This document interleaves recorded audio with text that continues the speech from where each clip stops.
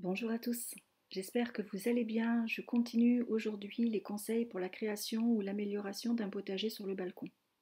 Je vais vous expliquer comment je choisis les fruits et les légumes que je plante, comment j'organise les cultures successives dans un même bac et comment je choisis les variétés de mes légumes pour répondre à mes objectifs. Quand on dispose d'assez de place pour y mettre un pot d'au moins 50 litres ou un grand bac de 100 litres, on peut cultiver pratiquement tous les fruits et les légumes, y compris un plant de maïs ou de pommes de terre si on en a envie. La question étant, avez-vous vraiment envie d'utiliser toute la surface dont vous disposez pour obtenir 2 épis de maïs ou moins d'1 kilo de pommes de terre? D'où l'importance de réfléchir à ses priorités. Dans le peu de surface dont vous disposez, qu'est-ce qui est vraiment important pour vous? Car avec un peu de surface et une bonne exposition, tout est possible. Mais on a tous des priorités différentes. Voici les miennes pour vous donner un exemple concret. Pour moi, ce qui est important, c'est ce qui est cher si je dois l'acheter. Ce qui a une grande différence gustative entre ce qui est produit sur mon balcon par rapport à ce que je peux acheter et ce qui est vendu sous plastique. Et les trois peuvent se combiner. L'exemple le plus caractéristique et qui allie ces trois priorités, ce sont les fraises. En général, il faut compter 5 à 6 euros la barquette de 500 grammes pour des fraises qui parfois ne sont vraiment pas bonnes. Et c'est parce que c'est ma priorité que j'ai renouvelé cette année tous mes pieds de fraises. J'ai aussi augmenté leur nombre puisque maintenant j'en ai 20.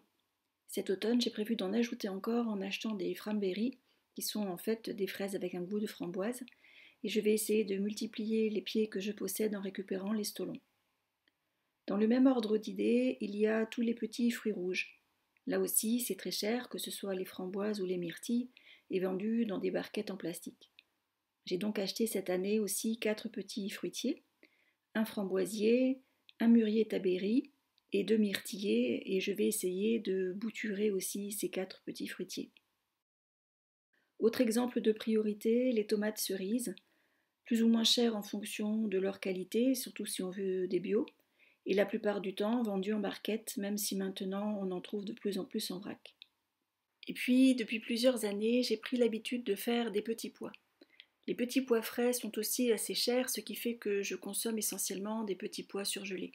Alors même si ma production est minuscule et totalement anecdotique par rapport à ma consommation, j'aime en mettre sur mon balcon par principe. Et enfin, dans mes priorités, il y a les herbes aromatiques.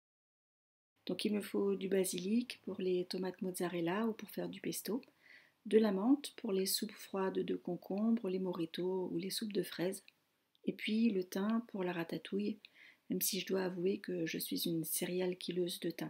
C'est vraiment quelque chose que je n'arrive pas à faire pousser, je ne sais pas pourquoi, mais bon, vu la quantité énorme que j'utilise chaque année, je m'acharne.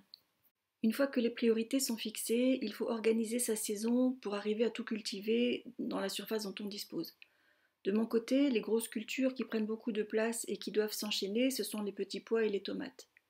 Les petits pois sont des légumes de printemps, ce sont eux qui vont être semés en premier, et il va falloir attendre leur récolte pour pouvoir planter les plants de tomates et de façon générale tous les légumes d'été.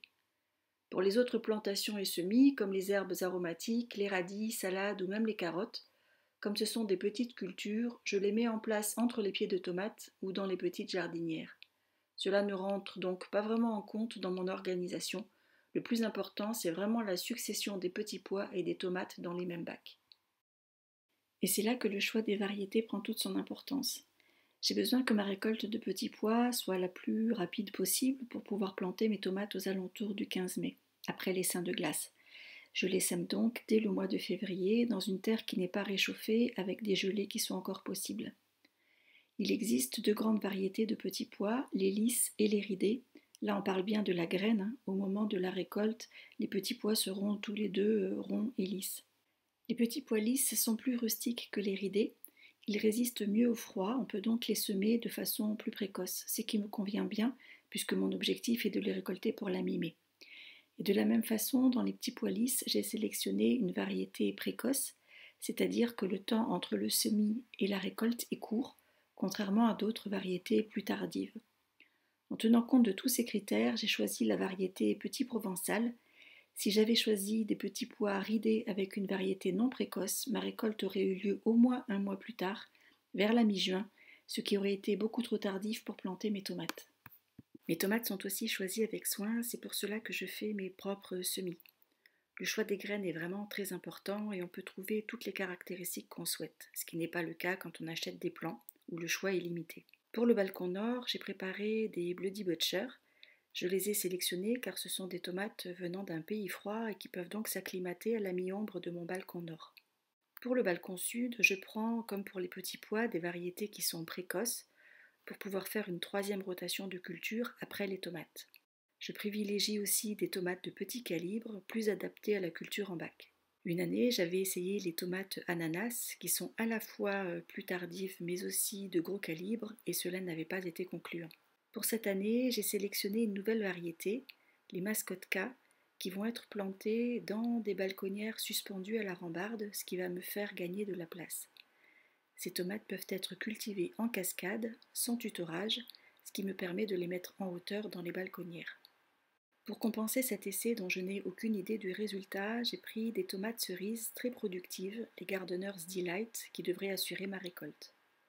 Et pour le fun, j'ai pris des tomates qui normalement ne répondent pas à mes critères car elles sont de mi-saison et de calibre plus gros, mais elles sont jaunes et j'aime bien avoir des tomates de couleurs différentes.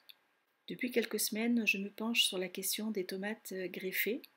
Elles sont extrêmement productives, jusqu'à 4 fois plus qu'un plant non greffé. Je pense en acheter un pour expérimenter cette technique cette année et si cela me convient, je ferai mes greffes l'année prochaine. Si vous avez une très petite surface et que vous souhaitez cultiver des tomates, il existe des plants adaptés comme les plants nains qui ont un très petit développement tout en étant assez productifs. Ce qui est important quand on cultive des tomates, c'est d'apporter assez d'éléments nutritifs aux plants. Les tomates sont gourmandes et sans un sol riche, vous ne pourrez pas avoir de bonnes récoltes.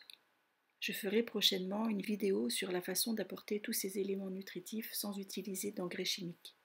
Après la récolte des tomates, je conclurai la saison par les légumes d'hiver, comme les carottes, les salades, les radis d'hiver, les épinards, etc.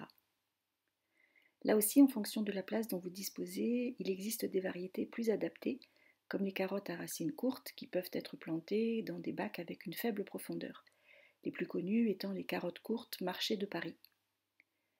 J'espère que si vous avez un balcon, mes vidéos vous donnent envie de vous lancer dans l'aventure du potager. Et n'oubliez pas un conseil important, faites vos expériences et ne restez pas sur un échec. Essayez de comprendre ce qui n'a pas marché et recommencez l'année d'après.